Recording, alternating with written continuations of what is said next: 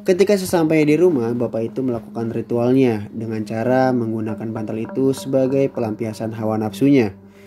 Dengan mengeluarkan cairan bantal itu lalu disiram dengan air mawar dan jimat-jimat, lalu disiram dengan darah dan dibungkus tikar pandan.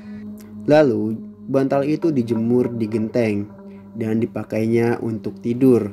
Beberapa bulan kemudian bapak ini melakukan aksinya lagi dengan mengambil bantal perawan yang baru aja meninggal nih.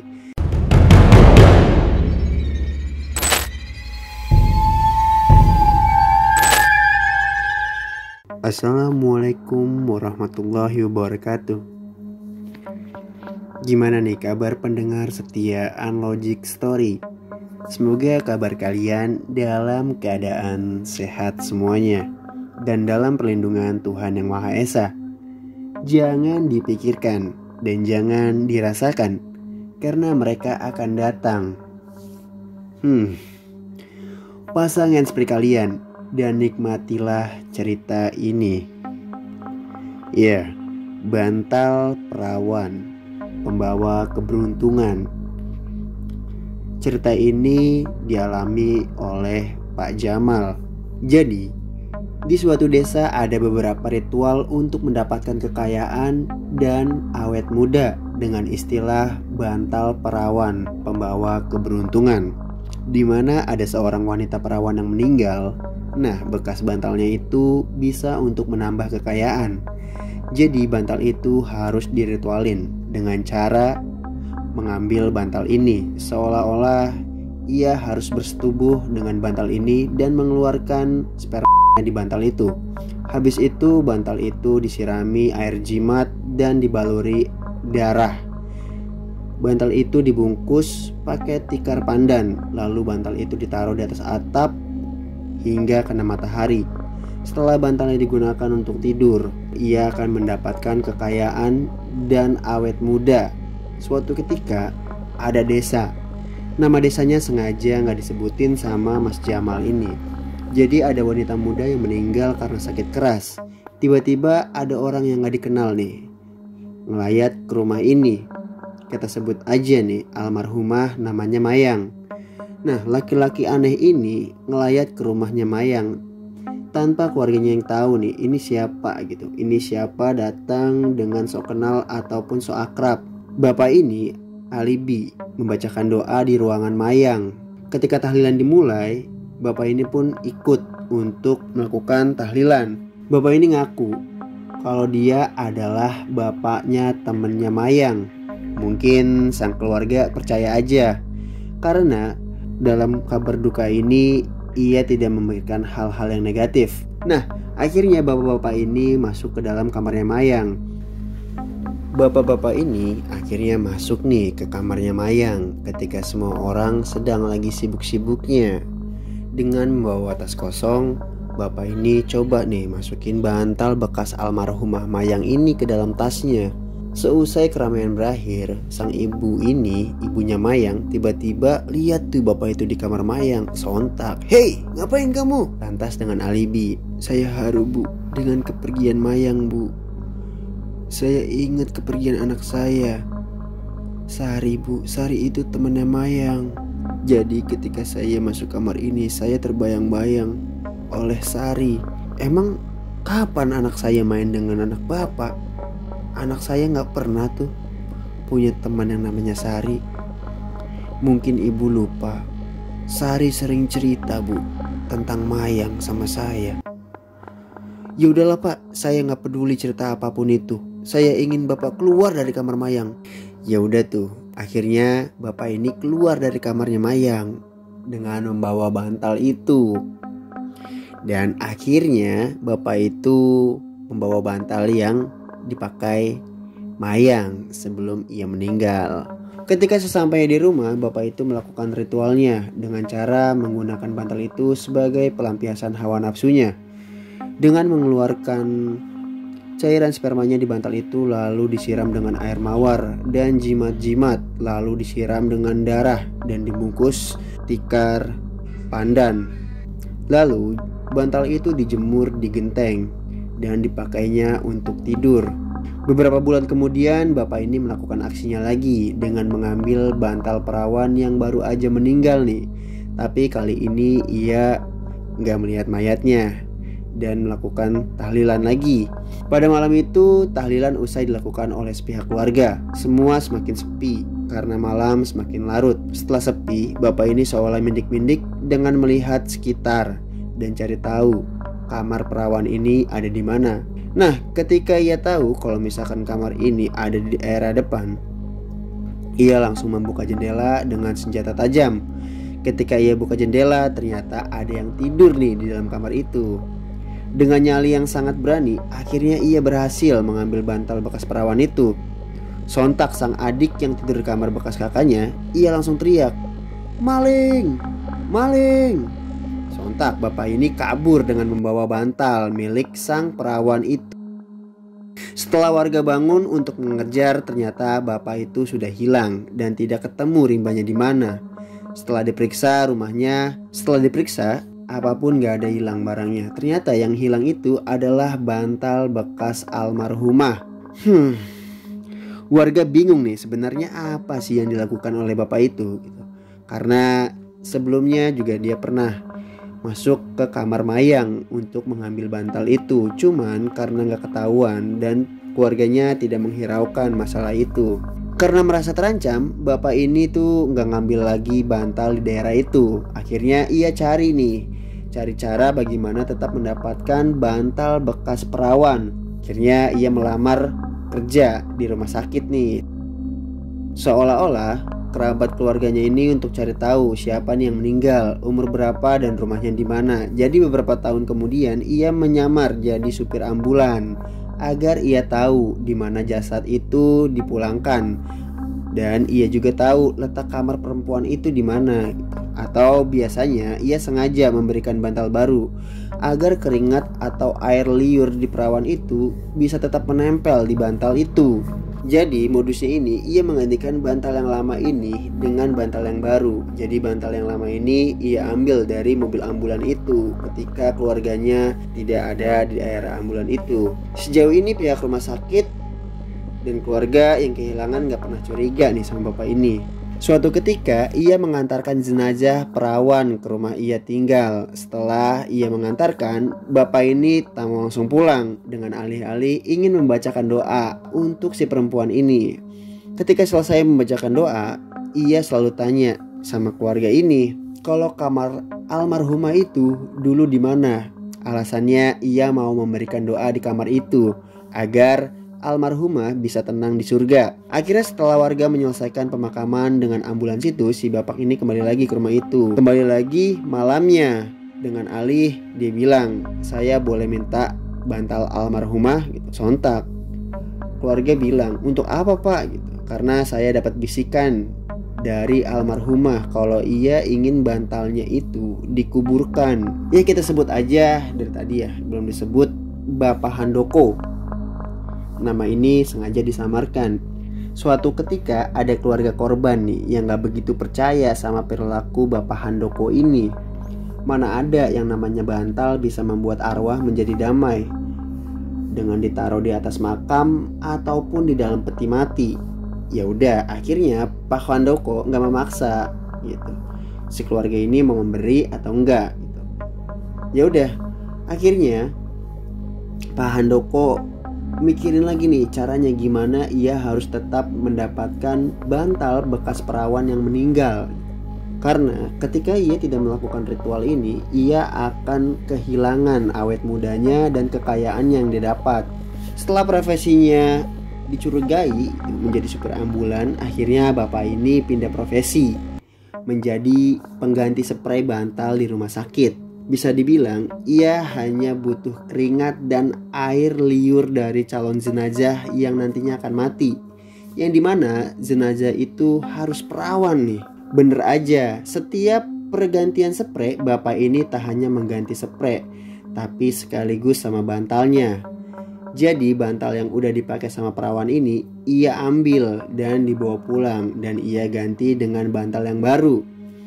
Kejadian itu pernah dialami oleh salah satu pasien rumah sakit yang tadi panjangkan umurnya. teman kerja bapak ini sempat curiga, kok dia setiap ada perawan yang sudah kritis ataupun sudah tidak ada harapan, dia selalu bawa bantal baru nih ke kerjaannya. Berdalih dengan bilang, saya lebih suka bawa bantal sendiri karena bantal rumah sakit itu takut bekas mayat, kan serem. Jadi kalau misalkan long shift, saya bawa bantal sendiri lah.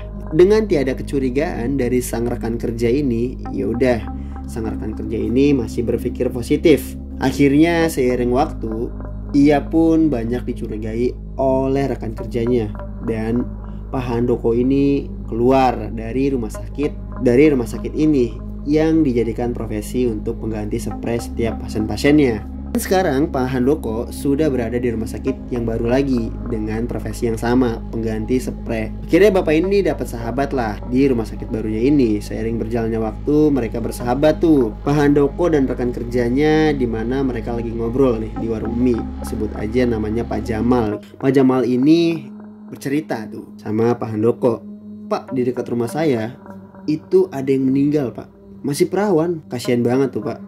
Mana dia baru dilamar sama cowoknya, pas 3 minggu kemudian ia ngalamin kecelakaan mobil pak gitu.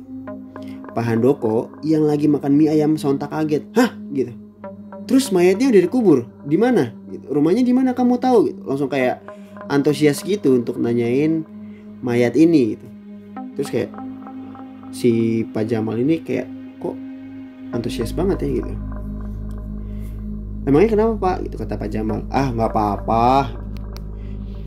Kalau bapak tahu rumahnya, anterin saya pak. Gitu. Emang kenapa pak? Iya, saya mau bacain tahlilan. Ya kalau misalkan sekarang sih mungkin nggak bisa pak. Paling 7 harian. Rumahnya dekat pak sama rumah bapak. Dekat pak, dekat banget. Kalau misalkan yang bapak berminat, nanti bisa ikut saya sih 7 harian. Tapi kita lihat sikon aja. Kalau misalkan emang ada kerjaan ya mungkin gak bisa pak. Ya kalau misalkan itu saya usahain lah pak, untuk bantu-bantu doa. Masih perawan pak, kasihan. Nah ya udah tuh. Akhirnya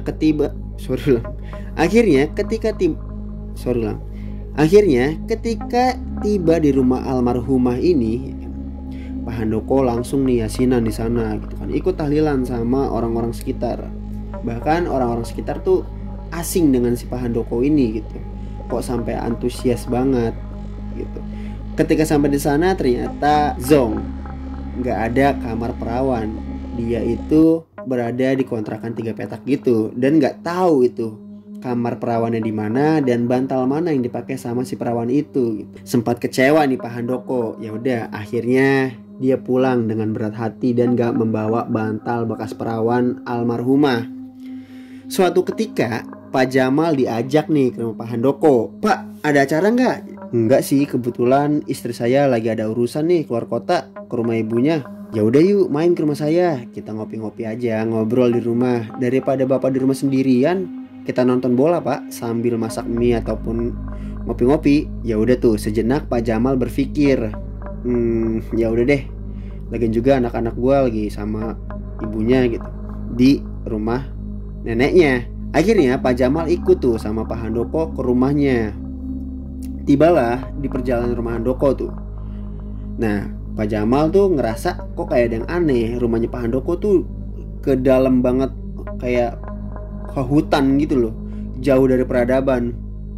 Pak Han, ini rumah bapak kok masuk banget ya ke dalam desa? Iya pak, saya emang sengaja cari rumah yang asri gitu pak, yang jauh dari polusi. Karena kan gak bagus juga buat kesehatan pak. Oh begitu. Kenapa? Serem ya? Tatapan muka Pak Handoko tuh dingin, tapi bisa bikin orang tuh kayak waduh, penuh dengan ketegangan gitu. Tapi ya udahlah, Pak Jamal ini gak mikir yang macem-macem. Ah enggak pak, biasa aja. Bapak di rumah ada siapa pak gitu? Saya sendirian pak, saya sudah duda udah lama nih gitu. Istri saya juga udah meninggal, kata Pak Handoko tuh. Ya udah tuh, sampailah tuh di rumah Pak Handoko sekitar jam 7 malam. Rumahnya itu banyak pohon-pohon pinus dan ada satu pohon yang besar banget di depan rumahnya. Nah, mereka berdua masuk tuh ke rumah Pak Handoko, di mana ada ruang tamu kamar-kamar dan ruangan yang itu sangat rahasia banget. Ya udah, akhirnya Pak Jamal duduk di sofa tuh. Pak Handoko lagi buat mie untuk Pak Jamal. Pak, ini saya buatin mie ya, gitu. Nggak usah repot-repot Pak. Pakai telur nggak nih? Nggak usah repot-repot, biar nanti saya bikin sendiri. Ya udah tuh, akhirnya Pak Jamal duduk kan di sofa itu. Pak, ini remote TV di mana ya, gitu. Boleh nggak saya nyalain nih, mau nonton bola Pak? Oh, ada tuh di lemari kaca. Ambil aja Pak di situ. Nah, ketika mereka berdua lagi asik nonton TV tuh, sembari makan mie gitu kan. Ya udah tuh, makan mie udah kelar, nonton bola. Pak Han tiba-tiba tuh merangkul Pak Jamal. Nah, mungkin karena saking asiknya kali ya, Pak Jamal nggak ngerasa ada yang aneh tuh, nggak menghiraukan. Akhirnya setelah sekian lama lagi, mereka ketawa-ketawa seru-seruan. Ternyata tangannya Pak Han itu mulai mencoba megang alat kelaminnya Pak Jamal tuh. Terus kata Pak Jamal, masuknya apa nih Pak? Wah Pak, saya masih waras loh Pak, dia bilang gitu. Jamal, kamu gak usah malu. Aku tahu kamu kesepian kan. Istri kamu juga udah lama sebenarnya gak suka sama kamu. Kamu gak usah bohong-bohong sama saya. Istri kamu lagi di kampung. Istri kamu itu udah gak suka lagi sama kamu, Jamal. Makanya tuh dia gak pulang-pulang dari sana. Ya Allah Pak, gak gitu Pak. Kamu mau kemana Jamal? Sini. Akhirnya Jamal lari tuh, dari bangku loncat dia untuk keluar dari rumahnya Pak Handoko ini. Ternyata semua ruangan Pak Handoko ini udah dikunci gitu. Akhirnya dia lari ke satu ruangan yang dimana ada kunci yang lagi nyangkut di pintu itu. Dia bukalah pintu itu. Nah, disinilah yang membuat Pak Jamal terkejut banget. Ternyata Pak Handoko ini menyimpan bantal yang banyak banget, dan bisa dibilang sebagian udah bau busuk dan ada yang berlumuran darah. Pak Jamal juga ngeliat ada beberapa rambut yang udah dikupas dari kepalanya ini. Jadi rambut ini ditaruh di mannequin. Nah, bantal ini tuh banyak lah pokoknya. Udah banyak, ratusan bisa dibilang, menumpuk di satu ruangan itu. Bantalnya udah basah gitu, terus kayak bau-bau darah. Patung-patungnya juga bau banget busuk karena rambutnya itu menempel gitu, kulit sama rambut bekas mayatnya itu nempel di manekin ini. Ketika Pak Jamal masuk, dia langsung muntah tuh, muntah. Masuklah Pak Handoko. Hei Jamal, mau kemana kamu? Ayo Jamal, Jamal. Nah, bapak ini maksudnya apa nih Pak semua Pak? Maksudnya apa ini? Nah, di ruangan itu tuh, itu banyak tuh kayak semacam ritual pesugihan lah. Kayak ada menyan, ada kain merah, ada kepala tengkorak. Nah, Pak Handoko tuh bilang, kamu gak usah banyak bertanya Jamal. Hahaha. Mungkin kalau saya tidak melakukan ini, saya tidak akan sekaya ini Jamal. Dan saya tidak seawet muda sekarang.